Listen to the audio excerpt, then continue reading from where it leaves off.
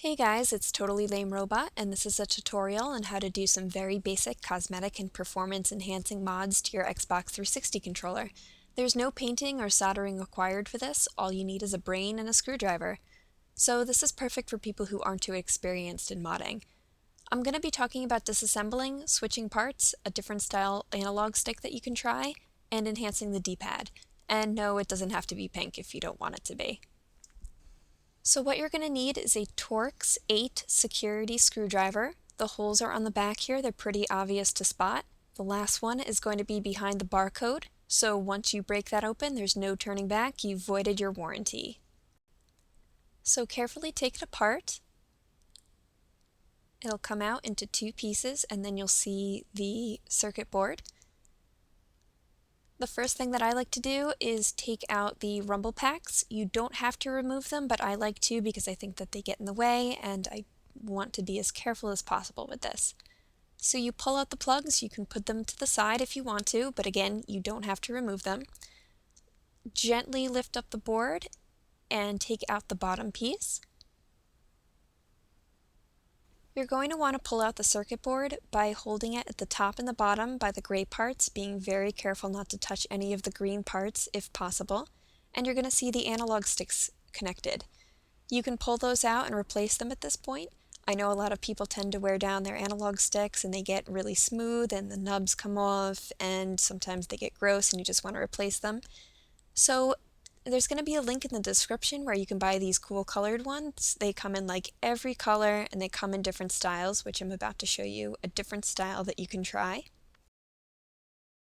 So these are the sticks that I used for a very long time. They're PS3 style analog sticks. They're convex instead of concave, which is what the Xbox normally comes with. So a lot of people think that they're better for first-person shooters, but it's basically personal preference. If you like them, then try them out. Link in the description to where you can buy them. To remove the buttons, it's really easy. Just remove these pads here. Underneath that one is the D-pad. Just flip it over into your hand. I recommend putting them into a little bowl so that you can keep track of them. And as you can see, inside there's two little Phillips head screws. They're very, very tiny. When you take them out, the D-pad will pop out. This is how the two pieces fit together when you want to replace it. Just put it in, and the two screws go in the back. We all know that the older controllers have really crappy D-pads, so this is kind of a weird thing that you can do to make it have a more definite click and make it not feel so flimsy. This is a little plus sign with a hole punched in the middle. I made this out of a piece of stiff plastic. I believe I used some sort of food container topper. You can use the top of a Pringles can, that works really well. So basically cut it out, stick it in the middle, and then put the pad over top. And when you go to use it again, it'll feel a little bit more solid and way less flimsy. So putting the buttons back in, you really can't get it wrong. There's only one way that they go in. When you're done, just put the little pad back on. And again, you can also buy different color buttons. They're really easy to find online and they're really, really cheap. Replacing the analog sticks is also a no-brainer. There's no way you could really screw it up.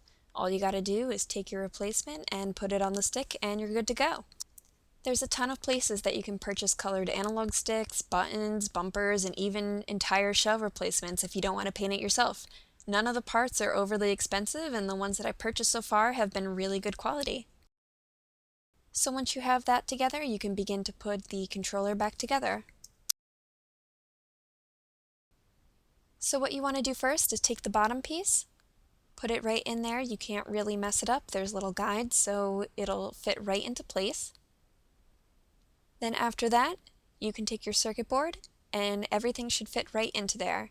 If you're using the PS2, PS3 style analog sticks, you might have to push a little bit to get it through the hole. Reconnect the rumble packs, and you can put the shell back on top. Just make sure that you push in the triggers and then everything will fit right in place. Make sure that those bottom connectors are through. Put the screws back in and there you go.